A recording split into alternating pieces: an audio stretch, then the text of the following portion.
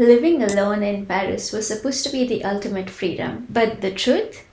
I never knew how much the city would challenge me, force me to face myself, and make me question who I am. I grew up a very shy and introverted person. Even today, I have a lot of anxiety, even to do small things. So here's what living alone in Paris has taught me. No filters and no romanticized version. The first lesson is probably the most personal to me, and that is to not take things too personally. Growing up, I was always a very cheerful person, and I noticed that social interactions are a bit different here than what I'm used to in India. For example, French people, they won't really smile or engage in small talk as openly, especially because I tend to take such things at heart. But over time, I realized that it's not really personal, it's not really a reflection on you. But I also have to add that if you are in a closed community, for example, a dance class or at the gym, where you kind of see the same people every single day, so in that case, the people will be very friendly. Recently, I joined a new gym and I had a question about some machine, and I approached someone who was very kind enough to help me. So it really depends on the place where you are. If you're in a gym, for example, and there is the sense of community at the gym, then people will be quite warm and helpful towards you. So this is something that I had to learn, that it's just a difference in cultures and it's nothing too personal about me. This second lesson I had to learn the hard way, that being alone and being lonely are two different things. Being alone doesn't always mean that you're lonely. And coming to this realization was a journey for me. I don't have that many classes in my second year, so I'm home a lot and I'm alone a lot. Even on weekends, if I don't go out, then I can spend the whole weekend at home just rotting in bed, which is obviously not good. It's a lot of quiet time and just me time. And that's when you start to notice your habits, like how many hours did I spend on Instagram yesterday? And when I look at those numbers, it's a bit shocking. But I also picked up a lot of new habits, like cooking. Back home in India, I never cooked, and nor did I like to cook. But over here, I had to learn to cook for myself because someone has to feed me, and I actually enjoy cooking Indian food. Some days if I don't go out, then I actually don't talk to anyone the whole day, except my parents because I call them every single day. On days when I feel really sad, there are always some things that I like to do every single day, which I'm always looking forward to do. I love coffee, and in the morning, I always like to start my day with coffee. So when I'm in bed, I automatically think of my morning coffee, and that makes me want to get up. I also like to go to the gym. On days when I just feel like rotting in bed, I think of going to the gym, and that makes me very motivated. So being alone can feel very lonely, even if you're not lonely in general. But this is just something that you have to learn if you're living alone. The next important lesson that I learned was that you can be your biggest cheerleader or your worst enemy. It all depends on your mindset. When you're alone, there's no one to boost your spirits, so your inner voice becomes really important. I've had days where I was my worst critic.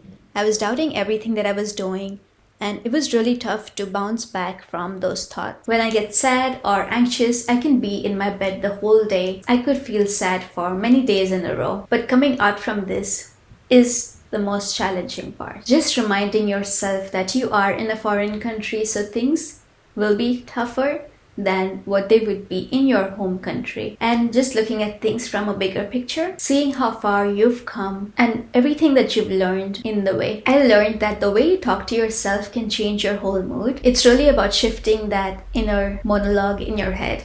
Because when I'm kinder to myself, I feel more positive and I feel like I can accomplish a lot more things in that day. Another lesson that I learned is that you have to learn to embrace the city that you're living in.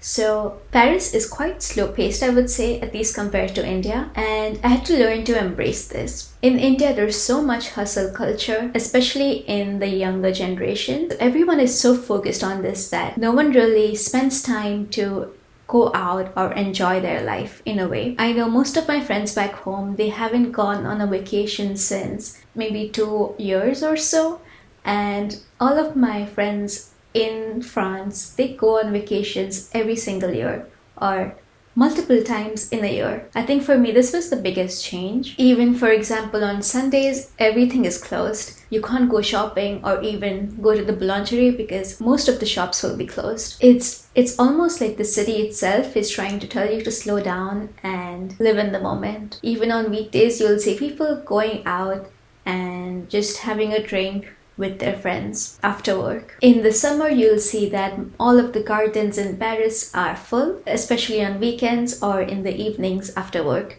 because people like to just go to the garden, read a book, and just enjoy slower paced moments. Most of the people that you will meet in Paris won't stay in Paris forever or in France forever. So you'll meet a lot of international people who will slowly become your friends, and after you graduate, they might want to work somewhere else, especially if they don't speak French. It can be really sad because you get so close to your international friends and then they leave because they want to work somewhere else. But this also means that you have friends in many different countries in the world. You have a lot more opportunity to visit those countries. Not only that, but they're also adding something unique to your life. For example, I have a lot of Chinese friends in my school, and we often go out to eat Chinese food. And this is something that I would have never tried if I didn't have Chinese friends. And I actually really love their food because it's also spicy, just like Indian food. And I know that if I go to China, I have many cities to visit there. So these experiences are really valuable as an international student because you get to learn a lot about everyone's culture. Paris can be really quiet, especially in residential neighborhoods.